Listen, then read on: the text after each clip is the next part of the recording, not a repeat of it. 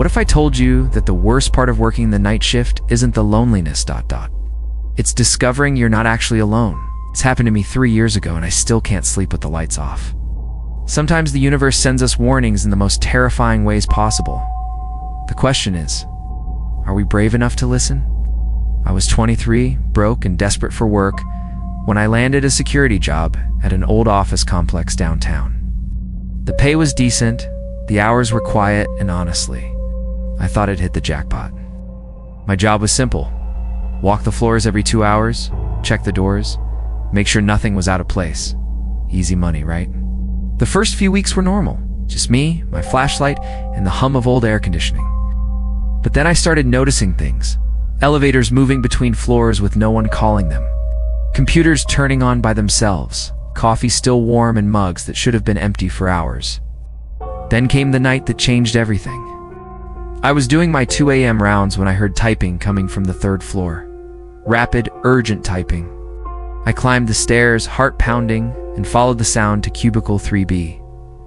There, hunched over an old computer, was a woman in a business suit. Her fingers were flying across the keyboard, but when I got closer, the screen was completely black. She was typing on a computer that wasn't even turned on. I should have run.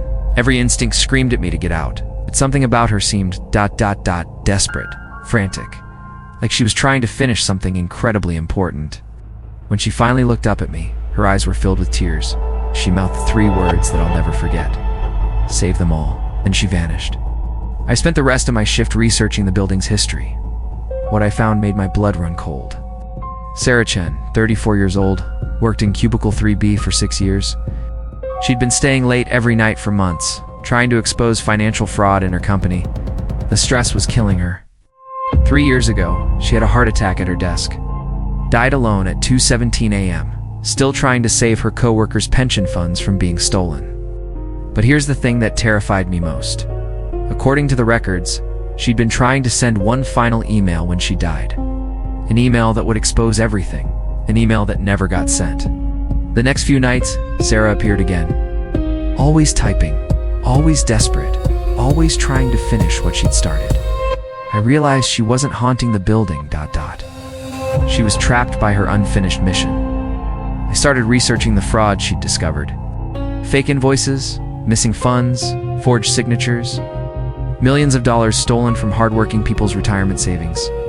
But every time I tried to gather evidence, things would go wrong. Files would disappear, my computer would crash. It was like someone was watching, trying to stop me. Then I got the call. My supervisor told me I was being transferred to a different building. Effective immediately. Someone had complained about unusual activity on the security cameras. I realized this was my last chance. If I didn't help Sarah finish what she started, she'd be trapped forever, and those stolen pensions would never be recovered. That final night I sat down at cubicle 3B. Sarah appeared one last time. But instead of typing frantically, she just pointed at the computer screen. I turned it on and found her draft folder. There it was. The email she'd died trying to send. All the evidence, all the proof, ready to go to the FBI. I hit send.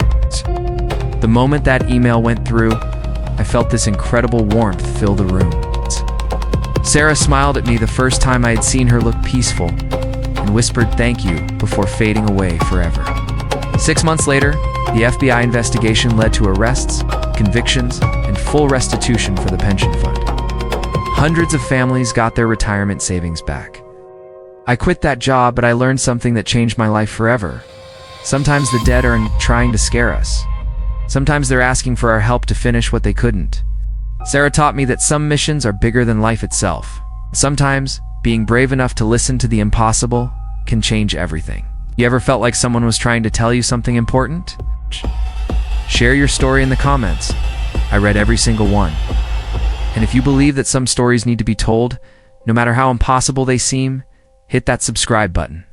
Because next week I'm sharing the story of the hospital night nurse who saved lives. From beyond the grave